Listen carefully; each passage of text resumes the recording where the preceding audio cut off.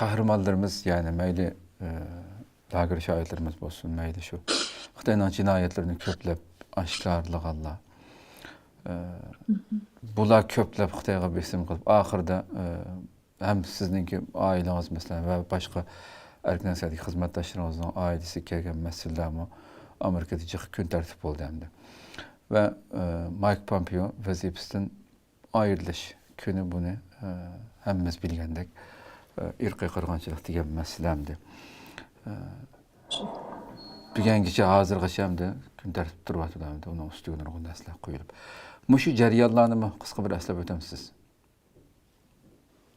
Aslab o'tsam 2016-yılı bu lagerlar başlandı dedik. Şunaq bu. 2017-yılı öz inim 9. ayda tutkun kılındı. Tutkun kılgan vaqtida apamga saqçılar oğlum nim qildi, nimga tutsa desa, hadisi ayada şu yetmemdi degan javobni beribdi. Demakchi men sababli tutilgan bo'ldi. Şu vaqtning o'zida men noroziligimni bildirmoqchi bo'ldim. O vaqtida apam bilan bir maxfiy usullarda telefonda ko'risha oldim. Apam yalvardi, chiqilma, bu masalani mishada unutib qo'ying balam. Bu bizning ishimiz, fikringizni qanday qutuldirish. Siz jim turing, siz aralashsangiz bu ish cho'nglab ketadi. Dediki, ma ikki yig'in ichilayotgan Beijingda 10 ayning qanchasi yig'in tugisizlam qo'yib birdikan. Biz shu umid kutyapmiz. Şu vaqtgacha tutib turdikan, siz jim turing deb ko'z yoshlari bilan shundoq yolvordi apam. Bu azoblarimni apam uchun qalbimga nim qilib andishlarimni ovoz chiqaramay bo'g'ilib shundoq yashadim bir qancha oy. Andishida ukam nadadan nim qilayotgan degan. Men bilan 2018 2. ayının 3. günü ben bir kızdan telefon tapşırıp aldım. Hadi anladınız mı? Ürümçideki barlıq uruk tuqqanlarınız Gulcadan ve Ürümçidan bu 24 adam siz sebepli tutuluptu dep partlatmış bir haberini yetkizdi. Amerika'da okuyatkan bir kız ailesinden anlaptı bizge. Bizning ailemizni jiraqdan bildigan bir ailenin kızken. İşenmedim dastlab. Derhal telefon qildim. Telefon daftarimda bor. Bütün urug' tuqqanlarning telefonini ko'rib chiqdim. Berma Ahmet. Ahiri qayta urush jarayonida kichik opamni 3 kun avval yurak operatsiyasi qildi deb bir xabarni anglagandim. Yeshumisi shu badu deb urdim. Aldı kichik opam. Elib opamlar qini, dadam qini aldab dedim. Rahmatli bo'lib ketdi bu turib kichik opamni. Şu yürek azapları öyle, undaqça aytganda. Onun 2 balası, 2 kelini tang tutulgan şu günü.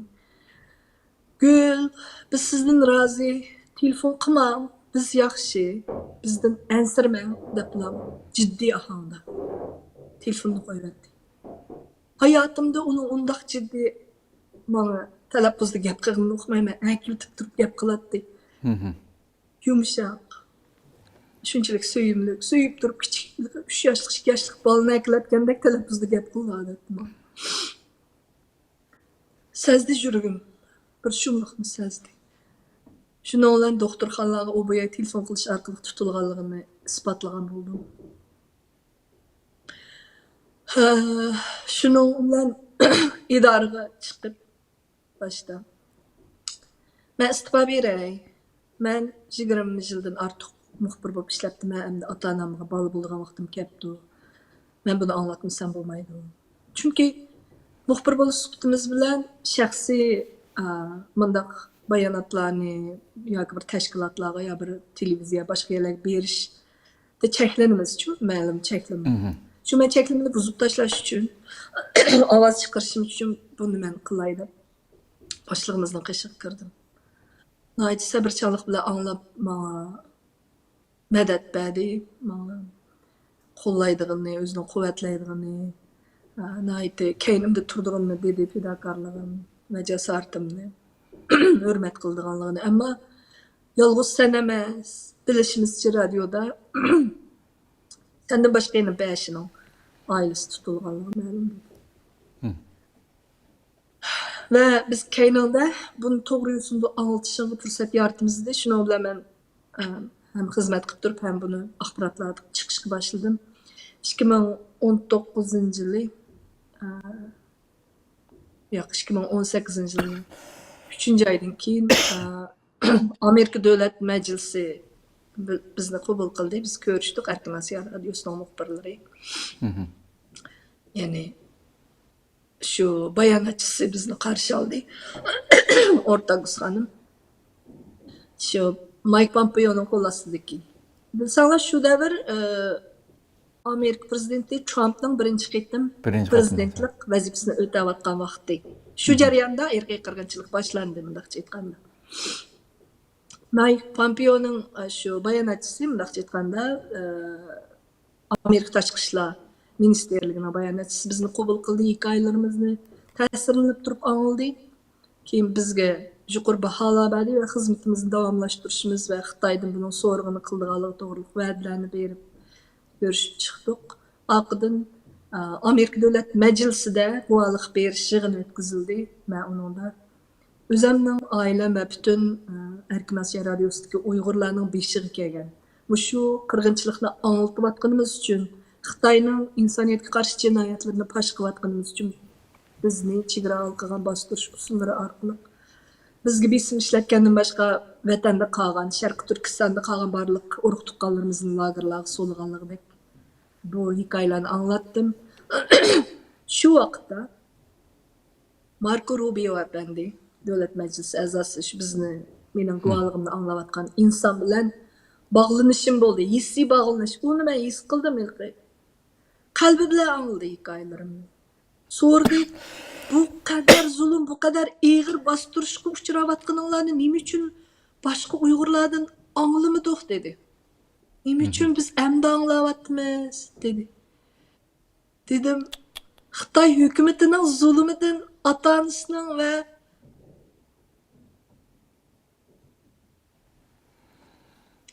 zulmga uchrashidan o'zini kaçırıvatıdı Uygurlar. Ameliyat bir şey değil. Utta her bir Uygurdan sorsa, hiç bulması bir uruk tukkunu, bir dostu bulsun o lagerda yittiğlik diyen cevabını verdim. Tuncu gittim İngiliz tilida ammaviy sorunda sözleşim men ama. Aşı minutun özümü korku içinde sözledim. İnsan korkmayı demez. Ama ben o korkunu yendim. Ben 25 adamның avazı dedim, hatta 50 adamның avazı bulup durup sözledim şu yerde. Özümüzden bütün şu muhbirlarning tutilgan urug' tuqqanlarning sonini qo'shsangiz 50 dan oshirga oshmaydi o'zida. Mening uyimdan 25. Shunga men bir jon emas, men bir jinimga 25 jonni va hatto 50 jonni, millionlagan, 100 minglagan jonni qitib turib ashada so'zildim deya olayman. Bu jasorat shundoq paydo bo'ldi bu yerda. Ammo yana bir tarafdan g'ururim puchlandi. Esimda şu sözler çıkan vaqtimda bu televizorlarda hamma yerda g'ulg'ul bo'lib ketdi. Chunki bu tunji qitim Xitoyning Sharqi Turkistonda qurgan jazo lagerlari haqidagi tunji guvohlik berish yig'ini Amerikada bir davlatning davlat majlisi. Bütün axborotlar chiqdi. G'ulg'ul bo'lib ketdi. Uyg'urlarga ilhom bo'ldi. Nurg'un boshqa Uyg'urlarga so'zlashga bir turtki bo'ldi menimcha. Ve ondan keyin nurg'un bolalar men bilan aloqa qilishmadi. Men qandoq boshlayman, kimga anglataman deb nurg'un bolalar mendan maslahat so'radi. Men ularga yo'llarni ko'rsatdim. Ammo shu yerda bir noyati peshqadam bir inqilobchimiz maxsus telefon qilib, "Nima dedingiz? Oy Gulchehra, biz sizdan bak faxrlandik. Siz bak ta'laylik jumu. Amerika Davlat Majlisidagi o'rinlarda qarama-qarshi o'tirib turib, Aşı Marco Rubio'dek muştaq adamlar bilan so'zlashyapmiz dedi. Anglay qoldim.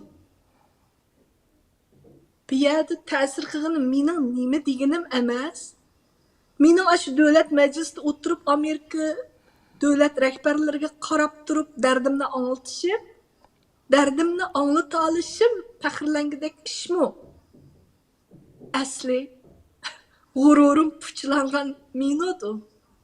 Özümden devleti bulmaganlık için, özümden müstakil hükümetim bulmagan için Amerika hükümetine qarab turib yig'ladim. Derdimni anlattım. Anlatışqa mecbur bo'lib qoldim. Ben dedim ahiri bu kimga? Shu telefon qilgan peshqadam odamga. Bu davoni nima uchun qilyapmiz? Bu davo qilish jarayoni, faxrlanish jarayonimi? Bu g'ururimiz puchilanish jarayoni bo'lishi kerak dedim. Meni shu kongressga kirib usul o'ynab bergin degan bo'lsa, xo'shal usul o'ynab chiqsam, hozirqidanmi faxrlangan bo'lardim, xo'shal bo'lardim dedim. Biz Xitoy bizni bo'zaq qilib ketdi.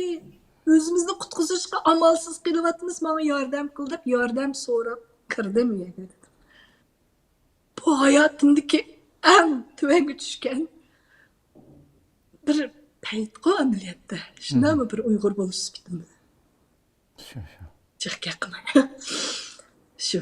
Biz bu kunlarga majbur bo'ldik. Xitoy sabablik mustaqilligimiz bo'lmaganligi sababli hatto bu kunlarga majbur bo'ldik. Hatto yo'qolib ketyapmiz. Afsuski Uyg'urlarning shu birdan-bir Amerikadagi ovoz bo'lib anglanayotgan radiomizning o'chib qolishi bak afsuslanarli bir ish.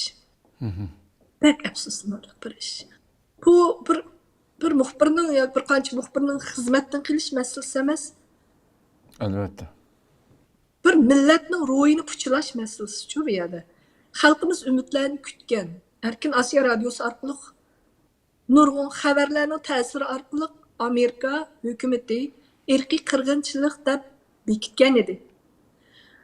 Ammo bu taqilib qoldi. O'z vaqtida Mike Pompeo apandining ayrim ko'rishini talab qilib xat yozdim, necha qitim. Bu xat oxir javobli keldi. Mike Pompeo apandi bilan ko'rish fursati yoritildi. Ko'rishdik. Mike Pompeo apandi, men Mehrigul Tursun, yani Arfat qatorliq bir qanchamizni qabul qildi va biz bilan bu vatandagi urug' tuqqanlarimizning ahvoli to'g'riliq suhbatlashdi. Shu yerda biz buni Xitoyning qilayotganligini, qilayotgan zulmlarning irqiy qirg'inchilik ekanligini anglatdik va shundoq e'tirof qilinishi kerakligini talab qildik. Degandek biz ta'minlagan materiallar o'z ko'rishgandan keyin bu dastlabki Trump hukumati eng oxirida majbur bo'lib qoldi, ya'ni buni e'tirof qilishga. Ishimiz vazifasidan Trump hukumati kelishdan bir kun avval buni irqiy qirg'inchilik deb to'nigan bo'ldi va bu masala, ya'ni Uyg'ur irqiy qirg'inchiligini tonish masalasi Amerikadagi ikki partiya o'rtasida hech qanday datalash bo'lmay turib e'tirof qilingan tunji masala. Uyg'ur masalasida. Ya'ni ilgirki Prezident Trump va keyin chiqqan Joe Biden apandim o'xshash ikki ya'ni prezident va bu hukumatlar irqiy qirg'inchilik deb to'nidi. Undan keyin boshqa davlatlar va parlamentlar ergashdi. To'g'ri. Bu jarayondan da jiq badal to'ldik. Muxbirlarimiz shu azoblarni urug' tuqqanlardan tutilgan, hatto o'ldirilgan, yo'qolib ketgan, shu qayg'u hasratlarini yurgida tengib yurib, endi kunda shu xil besim bilan o'rnimizdan qo'pimiz, kunda yana shu xizmatlarga yuzlanamiz, hammani unutib turib xizmat qilamiz. Ammo bu azob yig'layversa, o'xshamagan yerlarni teshib chiqilgan salomatligingiz, ro'yi holtingiz ham narsa ta'sir ko'rsatadigan albatta.